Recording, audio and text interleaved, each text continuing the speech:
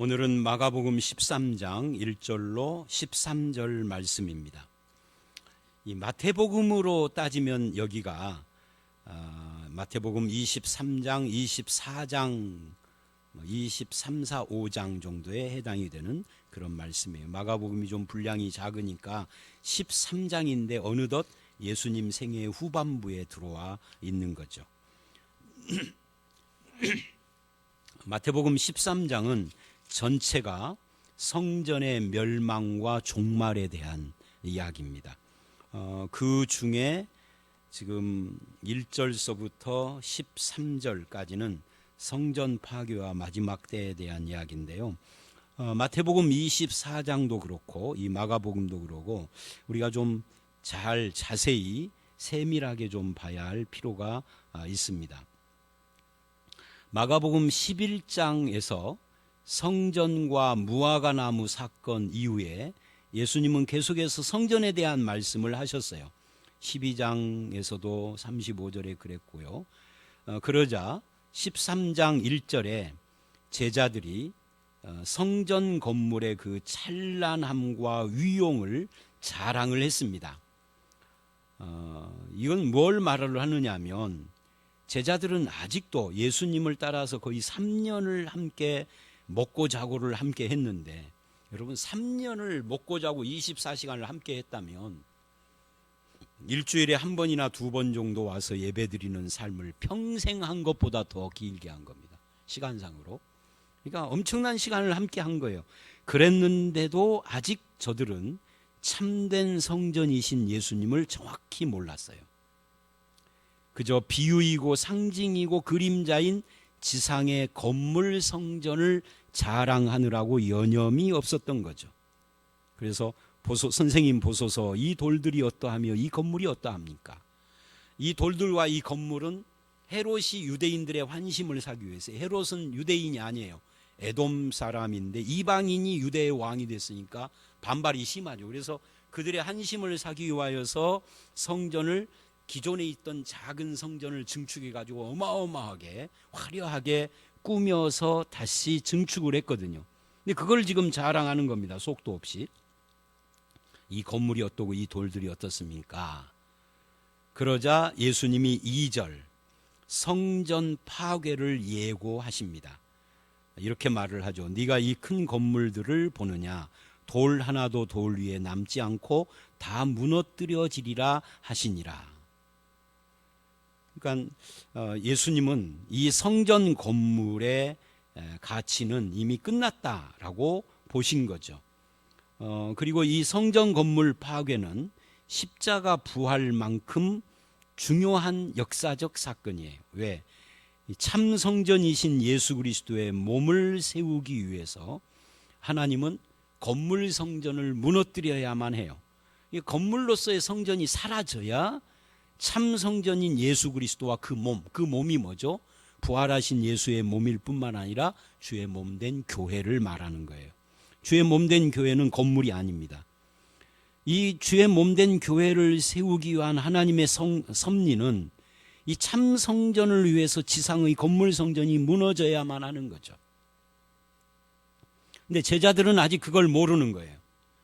그래서 제자들에게 이 성전 건물이 돌 위에 돌 하나도 남지 않고 무너뜨려질 것이다 라고 선언을 하신 겁니다. 그래서 3절 4절 제자들이 질문을 합니다. 이 질문의 내용이 둘이에요. 이게 중요해요. 이 마태복음 24장도 그렇고 마가복음 13장도 그렇고 이 두 장을 해석할 때는 제자들의 질문이 몇 가지인가? 두 가지다. 이게 중요한 겁니다. 그 두 가지가 어떤 것이냐면 어느 때에 이런 일이 일어나며 그때 무슨 징조가 있습니까? 예요. 근데 이제 이 마가복음은 조금 아리송한 그런 질문으로 되어 있습니다만은 마태복음 24장을 가보면 좀 더 명확한 질문으로 나와 있습니다. 거기 마태복음 24장을 혹시 찾아보실 분들은 한번 찾아보십시오. 그때 이렇게 말을 합니다. 마태복음 24장도 3절입니다. 이렇게 이야기를 해요. 제자들이 이렇게 말을 합니다. 우리에게 이르소서 어느 때 이런 일이 일어나겠사오며 어느 때 이런 일이 있겠사옵니까? 이런 일이라는 게 성전이 무너지는 일이 언제 있습니까? 그리고 또 두 번째, 주의 임하심과 세상 끝에는 무슨 징조가 있습니까? 마가복음에는 그때 무슨 징조가 있습니까? 라고만 했지 그때가 언제냐 하는 것을 아리송하게 말을 했죠. 근데 마태복음은 그때가 주의 임하심과 세상 끝이에요. 그러니까 마가복음 13장이나 마태복음 24장을 해석을 할 때에는 성전이 무너지는 것에 대한 이야기는 몇 절서부터 몇 절까지인가, 그리고 주님이 임하시는 징조는 몇 절서부터인가, 이걸 명확하게 구분할 줄 알아야 합니다. 이거를 구분을 못하면 이게 막 혼합되어 가지고 이상한 소리를 하고 이상한 종말론 이단이나 사이비가 여기서 많이 나오는 겁니다. 이제 마태복음은 그걸 조금 더 명확하게 한 거죠. 그래서 이제 다시 마가복음으로 와 보면 마가복음에서 이제 예수님에 대한 질문이 그렇게 두 가지인데 예수님이 5절부터 그걸 대답을 한 겁니다. 뭐라고 대답을 해요? 주의해라. 뭘 주의하라는 거예요? 사람의 미혹을 받지 않도록 주의해라. 예수님 어떻게 미혹을 하느냐면 예수님의 이름으로 사람들이 온다. 그러니까 내가 이렇게 오는 거죠. 내가 예수의 이름을 받고 온 선지자다라든지 신천지 이만희처럼 예수의 영이 내 안에 들어왔다라고 한다든지 통일교회 문선명이처럼 예수의 목이 잘리고 내 목이 잘려가지고 둘이 바꿔졌다라고 한다든지 별의별 희한한 놈들이 일어나는데 다 예수의 이름으로 온다는 거예요. 예수의 이름으로 오지만 가짜인 거죠. 그러니까 그거를 잘 미혹받지 않도록 주의해야 합니다. 분별해야 합니다. 그 거짓됨을. 근데 이 거짓됨을 분별하는 능력이 사람들에게 없어요. 왜 없죠? 기도를 많이 안 해서가 아니라 말씀을 바르게 알지 못해서. 여러분, 분별의 은사는 기도로 되는 것이 아닙니다. 하나님의 말씀을 바르게 알므로 됩니다. 기도 백날 해보십시오. 분별이 되는가? 안 돼요. 기도 많이 하는 사람이 훨씬 더 미혹 더 잘 받습니다. 기도하지 말라는 것이 아니에요. 말씀을 잘 이해하고 배우는 것도 중요하다는 이야기를 하는 겁니다. 자, 어쨌든 분별을 해라. 미혹받지 않도록. 어떻게 분별을 하느냐? 말씀으로 미혹을 하니까 교묘하게 이론을 갖춰서 그 말씀을 분별해야 되고, 그 다음에 능력과 이적으로 미혹을 하니까 그 능력과 이적에 껌뻑 죽는 그런 신앙의 태도를 우리가 고쳐야 합니다. 아무리 내 눈앞에서 불덩어리가 떨어지는 이적이 일어나도 말씀이 아니면 노할 수 있어야 돼요. 그죠? 이게 중요해요. 이거는 굳은 심지가 필요합니다. 이 부분에 잘 안 되는 분들이 참 많아요. 내 눈앞에서 봤다고. 그래서 네가 봐서 어쨌다고? 본 것이 진리요? 본 것이 진리는 아닙니다. 본 것을 강조하면 안 돼요. 보고 들은 것보다 더 확실한 내용. 어디에서 나온 거죠? 베드로후서 1장에 나왔던 이야기입니다.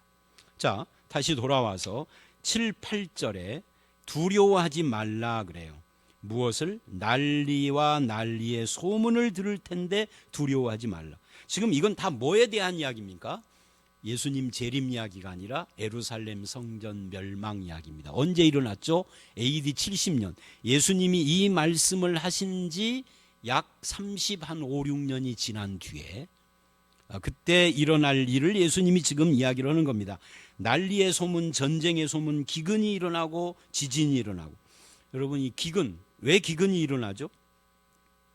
로마 군대가 예루살렘을 포위하고 오도 가도 못하게 하는 안에서 네 자식 오늘 잡아먹고 내 자식 내일 잡아먹고 이런 일이 있는 거예요. 기근이 일어나는 거예요. 먹을 것이 없고 물이 없고. 그러니까 그 이야기를 하는 겁니다. 난리의 소문, 전쟁의 소문, 지진과 기근. 이건 전부 다 예수님 재림할 때 이야기가 아니라 예루살렘 성이 멸망할 때 이런 일들이 일어나는데 이것은 재난의 시작이다. 끝이 아니다 그 말이에요. 이건 재난의 시작일 뿐이다.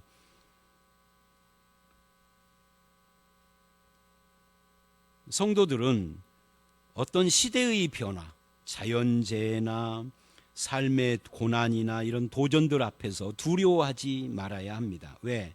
우리에게 있어서 삶의 근거는 주님과 주님의 나라에 있는 것이지 이 세상 나라가 아니기 때문입니다. 그래서 히브리서 11장 믿음장을 보면 하나님이 지으시고 경영하시는 터가 있는 성을 바라보는 것이 믿는 자다, 이렇게 이야기를 합니다. 그게 하나님 나라를 바라본다는 그런 뜻이죠.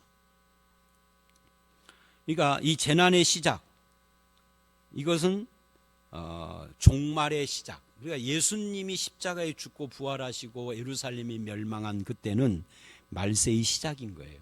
말세의 끝은 아닌 거예요. 말세의 끝은 따로 있는 거죠. 그래서 견뎌야 한다라고 이야기를 합니다. 그 다음에 9절로 13절은 너희는 스스로 조심하라 하는 말로 시작을 해요. 염려하지 말라 라는 말로 11절에 이어서 13절에 끝까지 견디는 자는 구원을 받는다. 그러니까 스스로 조심하고 염려하지 말고 끝까지 견뎌라. 이게 9절로 13절의 이야기입니다. 무엇을 끝까지 견뎌야 되죠? 박해와 복음 전파의 사명을 끝까지 견디며 그 사명을 지켜야 한다, 이루어야 한다, 그 말이죠. 언제요? 9절을 보면 너희를 공회에 넘겨주겠고, 재판받는다는 이야기예요. 사내들인 공회 같은데 넘겨서, 그리고 회당에서 매질을 하고 권력자들 앞에 세워서 재판을 받게 하고, 사도행전 4장의 사도들이 그런 경험을 했고 사도행전 26장의 바울도 똑같은 경험을 하고 그러죠. 한마디로 고난을 받는 것이 이 말세의 특징이다는 것을 말하고 있는 겁니다. 그러니까 말세를 살아가는 우리는요, 항상 고난받는 것을 이상하게 생각하지 않고 당연한 특징이라고 생각하고 있어야 돼요.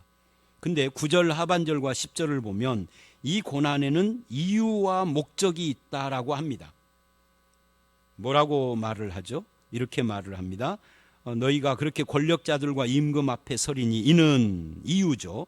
왜 그러느냐? 왜냐하면 저들이 박해하기 때문이지만 하나님 쪽에서 보면은 그 박해의 이유가 그들에게 증거가 되게 하려 함이라 그래요. 그리고 10절을 보면 또 복음이 먼저 만국에 전파되어야 할 것이다 그래요. 그러니까 복음 전파, 증거하는 일, 이런 것들이 먼저 일어나는 것이란 말이죠. 그죠? 그것들이 다 되어진 뒤에 마지막이 오는 것이지 마지막이 그냥 오는 것은 아니다 하는 것을 말하고 있는 겁니다. 그래서 우리 고난에 이유가 있다. 복음 증거의 이유다. 살아계신 하나님을 증거하는 것이다. 근데 그 증거의 방법이 뭐냐면은 고난당하는 성도들의 태도와 말을 통해서. 그러니까 성도는 고난 중에 어떤 말을 하고 어떤 태도를 가져야 될 것인가를 확실하게 정해야 돼요.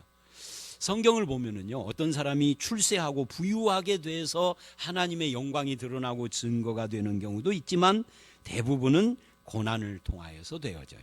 그러니까 오늘날처럼 이 코로나 사태로 우리가 어려움을 당하고 힘들고 세상이 교회를 비판하고, 물론 이단들 때문에 그렇지만, 엊그저께는 벌써 만민중앙교회에서 확진자가 나와가지고, 만민중앙교회도 이단이에요. 그런데 일반 뉴스나 이 사회에서는 그냥 교회라고 그럽니다. 신천지도 신천지 교회라고 그러고.